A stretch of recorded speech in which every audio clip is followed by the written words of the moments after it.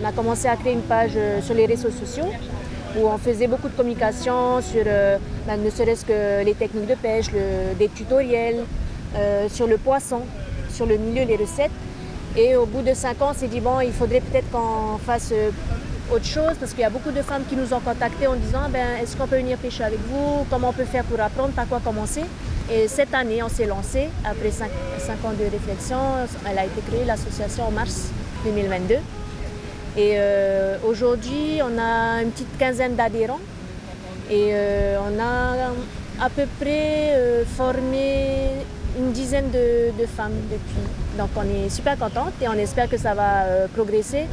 Et ne serait-ce que partager un petit moment avec elles, voilà, c'est déjà une satisfaction.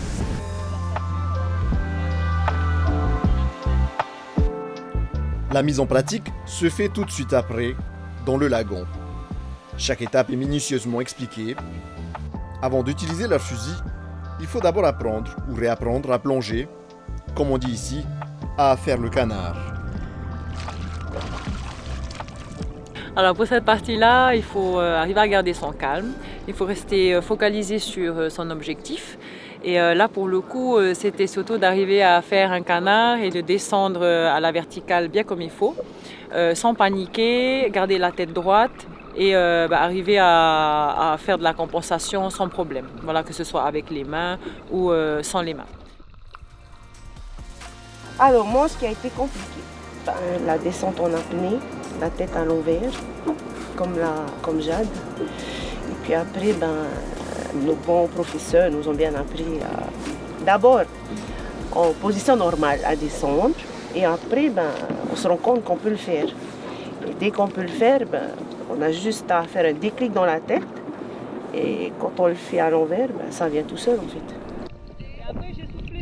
On est dans un milieu qui n'est pas propre à nous, enfin qui n'est pas naturel pour nous. Et il est important de bien déjà se faire voir, donc en ayant une bouée de signalisation, en adoptant les bons comportements, c'est-à-dire vérifier la météo, avoir un bateau, être à deux ou à plusieurs pour aller pêcher, et pas simplement être à deux et chacun pêche de son côté, mais aussi être à deux et surveiller son binôme et être sensible à tous les signes qui pourraient montrer qu'il est en difficulté. Voilà, c'est ça aussi, c'est toute une préparation en amont de la pêche. Malgré les risques qu'il comporte, ce type de pêche a beaucoup d'avantages. Pour les adeptes, mais aussi pour l'environnement. C'est une pêche qui est responsable et durable, parce qu'on choisit le poisson en fait qu'on veut avoir. On connaît les tailles, on sait ah non ça c'est trop petit, ça c'est la bonne taille, ça va aller, on va pas avoir trop d'impact sur l'environnement. On privilégie ce type de pêche justement pour ça.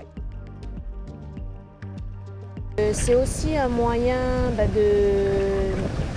de tendre vers un mode de vie plus respectueux, plus en raccord avec l'environnement parce qu'on arrive à s'auto-alimenter. C'est vraiment un état d'esprit, un mode de vie qui est accessible à tous.